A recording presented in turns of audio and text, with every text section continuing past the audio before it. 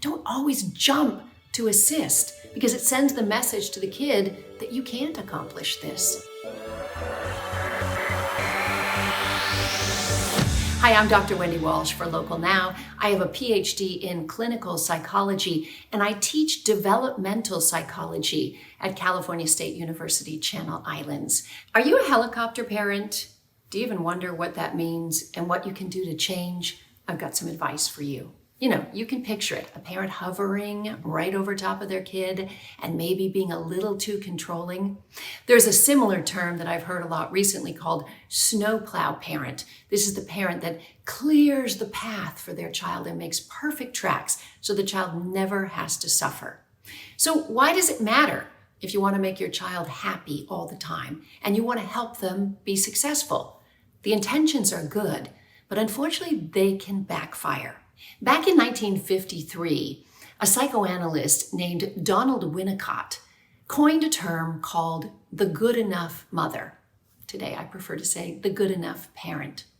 And what he came up with in his theory after studying thousands of children is that the parent that over-parents and makes life too easy for their child creates a child who never has to learn to manage their feelings, to solve problems, to just survive in the world. On the other hand, parents that are too distant or neglectful or allow way too much autonomy to a very young child create a child who's afraid of the world and often clingy because they're being asked to do things that they aren't ready to do yet. What we all hope to be is the good enough parent, the one right in the middle. So let's talk about helicopter parenting. Do you fight your child's social battles? When your child comes home crying and upset because somebody didn't want to play with them, do you immediately telephone the parent and try to sort things out? Or instead, do you help your child just experience their feelings, acknowledge their feelings as being valid, and help them come up with strategies where they can solve their social problems themselves? Do you sometimes do your kids' homework? Look, I'm a mom. I've been a busy mom. I know when you have those projects due, and the urge can be great to do it. I've seen some pretty professional looking dioramas of volcanoes and Native American villages that I know the parents were involved in. But it doesn't help your kids. At the end of the day, your child needs to learn to manage their time and to work within the resources they have available to them.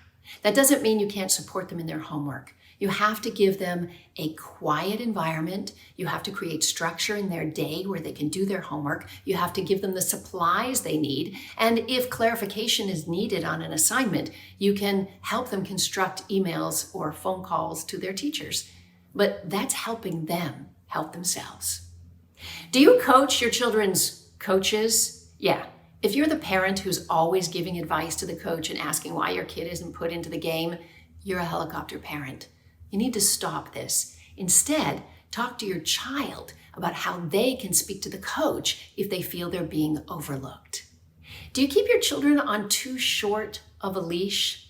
Even small children need a little bit of autonomy. Whether you're at the playground and you're watching them from a distance as they try to climb a little ladder to the slide, don't always jump to assist because it sends the message to the kid that you can't accomplish this.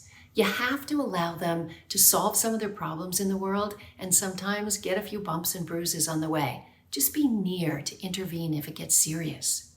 Do you feel like a housekeeper in your own house?